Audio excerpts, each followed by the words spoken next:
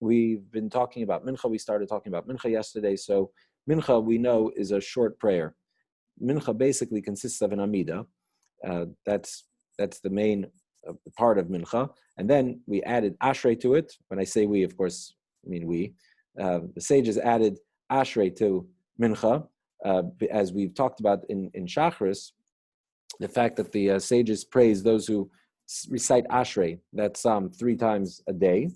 And so we do it twice in the morning service, and then once again by Minchah. So that we have it 3 times a day, as well as the Tachnun that's recited after the Amidah. We recite Tachnun because we know that's an appropriate time to ask for forgiveness, make amends for our sins.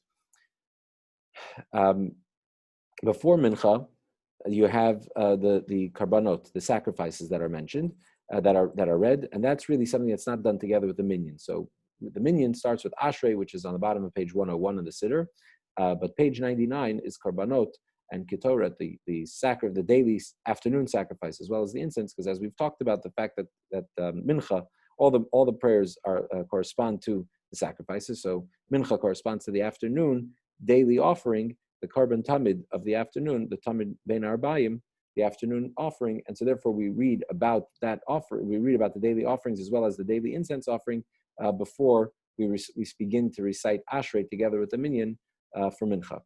Now, Minchah, as I mentioned, is short, but it's also, the sages tell us that one should always be careful and meticulous, scrupulous in praying the Minchah prayer.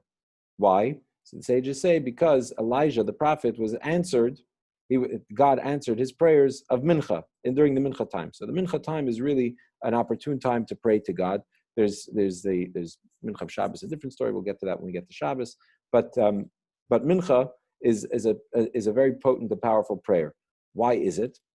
So before we get to why, let's first back up and what's the reference to Elijah. So there's the famous story in the Book of Kings where the Jewish people are following Baal, the idol of Baal, and worshiping Baal. And so Elijah the prophet has this big showdown with the priests of Baal, and he tells them to prepare an altar. This is on Mount Carmel.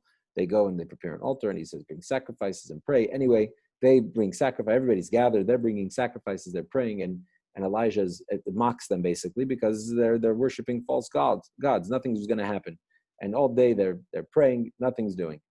Finally, in the Minchah time, Elijah covers the altar in water, and then offers a sacrifice and prays to God, and God, a fire descends from heaven, consumes the sacrifice, and licks every last drop of water off of the altar. And that was at that time, that was a great miracle that inspired the people to return to God. So that was Elijah being answered during Minchah. But what is special about Minchah and why that was Elijah? What about us? So the Alter Rebbe says that Minchah is positioned right in the middle of the day. Shachris, the morning prayers, before we go to work, right? So before you start your day, you pray the morning prayer. The evening prayer is after you come home from work. It's Minchah that's smack in the middle of the day. And when a Jew takes time out of his day, when, Shachris is really informed, gets you to get your day started on the right foot. But then you go out of the synagogue or out of your prayer, out of your Shachris garb, and you go into the rest of the day. Minchah, though, is smack in the middle of the day. And so middle of the day, to pull yourself away from everything that you're doing, to go carve out some time to spend with God, that is something that's very powerful and very special. And therefore, the prayer of Minchah is very precious to God. And the good news for us is that this precious prayer is very short. But it's a matter of, they don't want to take us away from our work day. But the power of Minchah, to pull yourself away from everything you're doing and to remember that you need to pray to God, that's very powerful. I'll just share a story about Rabbi Moshe Feller, the Chabad Shliach in Minnesota. So he was trying to get a meeting with a professor, a very distinguished professor. Velvel Green was the professor at the University of Minnesota. He worked for NASA during the 70s on their Mars mission. He's a microbiologist, and he worked in that aspect of the Mars mission back in the 70s. Anyway, he was a busy man and very prominent member of the community. And Moshe Feller, Rabbi Feller, wanted to meet with him.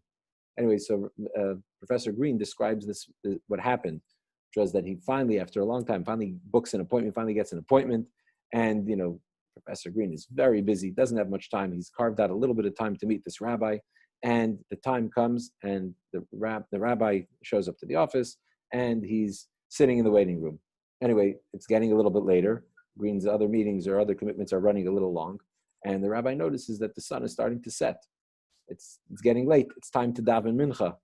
So he gets up and he starts praying in the office, in the waiting room, and he's absorbed in his prayers. In the meantime, Green opens up his office, wants to see, let the rabbi in, and the rabbi is not budging. He's busy and he's praying, and he pretty much almost missed his entire meeting because he was busy praying. So Professor Green was very intrigued and very impressed by somebody who was so desperate to meet with him, and yet the time that he had for him, he was busy doing something else and blew off the whole meeting himself because he had to pray mincha. And that ultimately started a relationship between the two of them that would blossom, and Professor Green would become a passionate Chabad chassid. That's the power of mincha.